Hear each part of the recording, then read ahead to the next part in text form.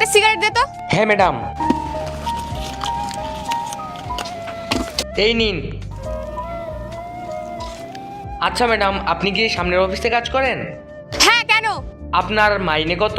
তুই কে রে এসব জিজ্ঞাসা করার? নিজের দোকানে খেয়াল দে, আমার মাইনেতে না। আরে ম্যাডাম, মাইনেই তো জিজ্ঞেস করেছি, আপনি এরকম ব্যবহার করছেন কেন?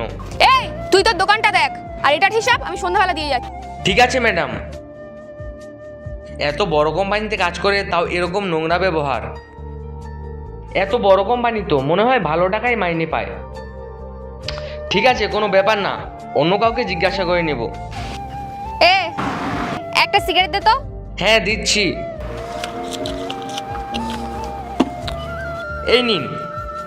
আপনি এই কোম্পানিতে কাজ করেন? হ্যাঁ, কেন? আপনার মাইনে কত বলতে পারবেন? কেন তুই জানে কি করবি? ওখানে কাজ করবি? আপনারা কি সবাই এরকম যারা এখানে কাজ করেন? হ্যাঁ, কি রকম? আর তোর কি কোনো কাজ বাজ নেই? সবার ব্যাপারে জানতে চাস? নিজের কাজ কর, আর আমার এগুলো খাতায় লিখে রাখ।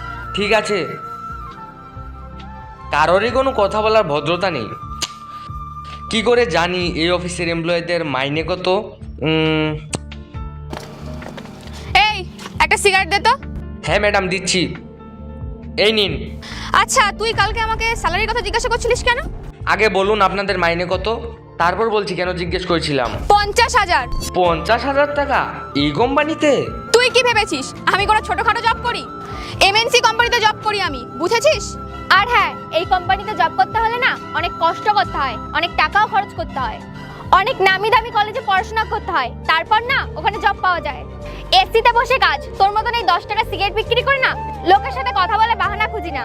তোর মতো গরিব কি বুঝবে এটা সম্বন্ধে?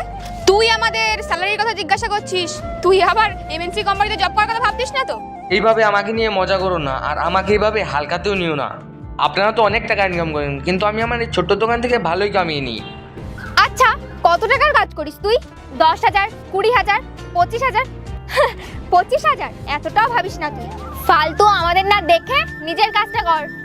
এক মিনিট, আজকে আমি আপনাদের ক্লিয়ার করে দিচ্ছি যে আমার অকাত কি। আপনারা না খুব বাজেভাবে কথা বলছেন আমার সাথে।